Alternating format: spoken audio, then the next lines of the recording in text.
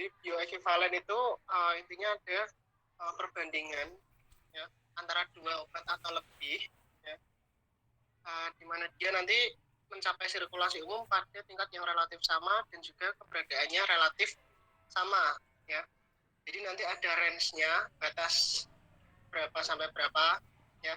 Kalau obat-obatan yang spektrumnya luas, biasanya dia itu rentangnya itu 80 sampai 125%,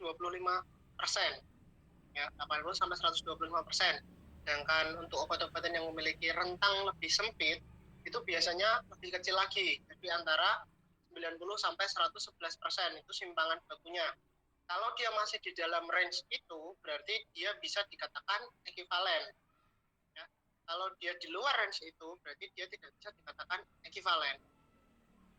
Sampai di sini paham dulu? Paham, Mbak. Paham ya.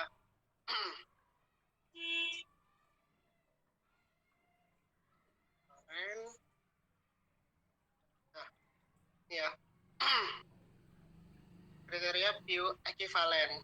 Jadi nanti untuk mengetahui ekivalen, ya, untuk mengetahui apakah obat ini ekivalen atau tidak, nanti obat yang bermerek atau obat-obat branded, ya, itu nanti dia akan dibandingkan dengan obat generik yang sudah ada, ya.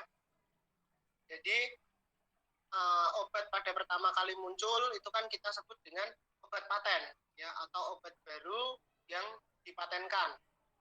Seperti itu kan ya. Kalau obat seperti itu karena obat baru dipatenkan dia tidak ada pembanding, ya, maka tidak bisa dibandingkan, ya.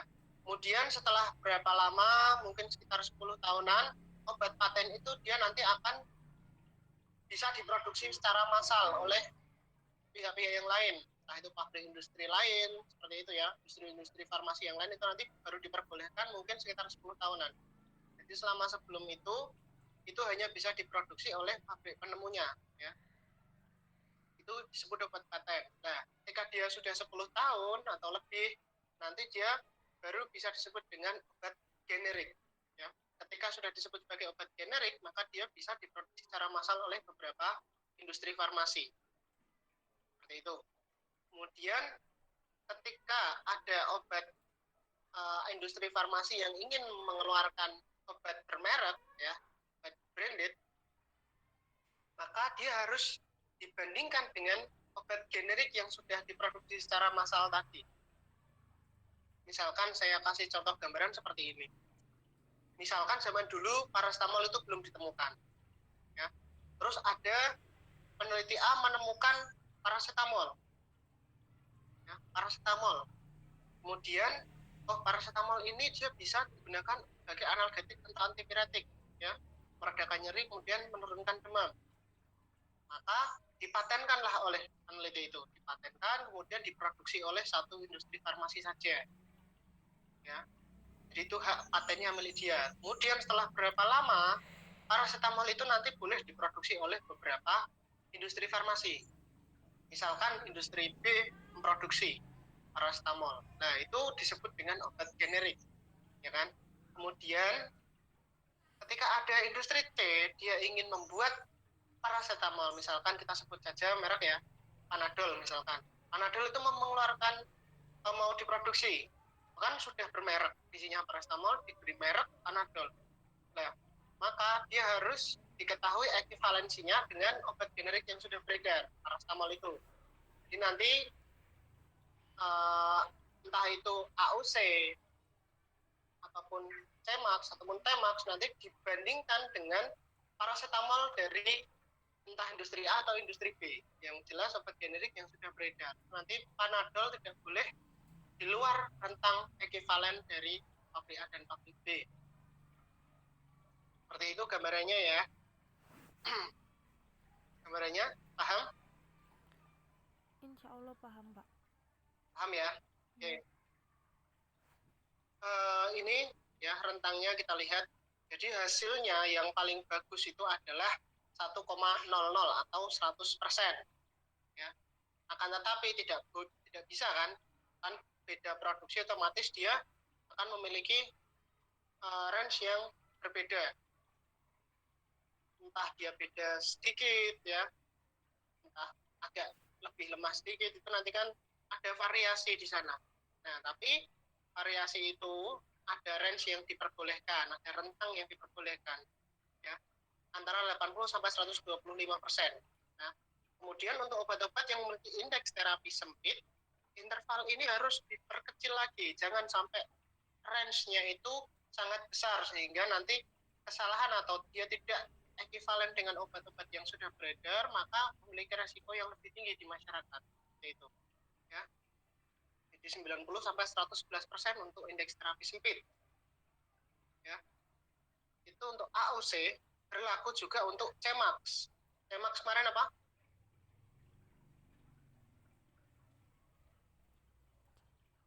Yang masih ingat CMAX?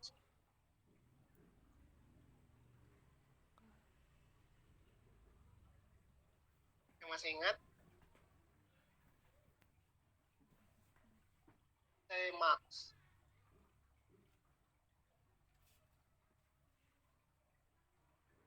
Lupa semua. Konsentrasi waktu puncak. Oke, CMAX itu adalah konsentrasi maksimal yang dicapai oleh suatu obat. Ya. Kalau Tmax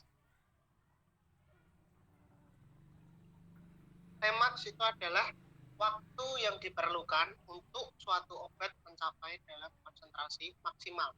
Adalah Tmax.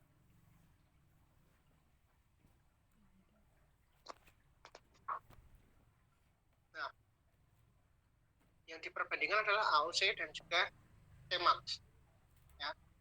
Akan tetapi T itu juga akan diperbandingkan ya, jika ada klaim yang relevan secara klinis mengenai pelepasan atau kerja yang cepat atau adanya tanda-tanda yang berhubungan dengan efek samping obat.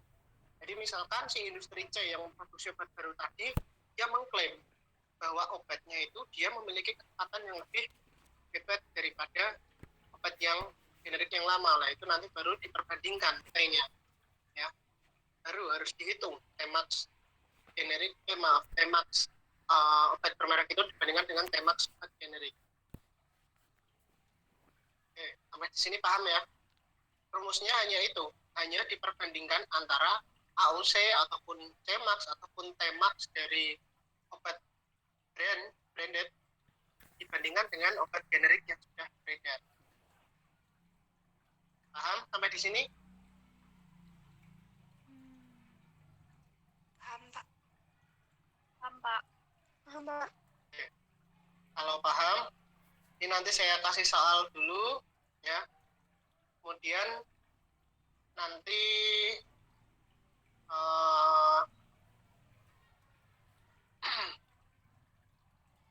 dikirimkan, bentar ya, dikerjakan di kertas ya. Kemudian difoto, nanti dikirimkan ke PC kelasnya ya, kumpulkan ke PC kelasnya, nanti PC kelasnya menjadikan jadi satu file, bisa nggak? Bisa, Pak. Satu file kasih nama, satu file kasih nama. Jadi kan kertasnya itu kan sudah ada namanya ya kan, udah difoto aja, kemudian nanti dijadikan satu file. Bisa? Bisa, Pak. Ya. Oke. Ini soalnya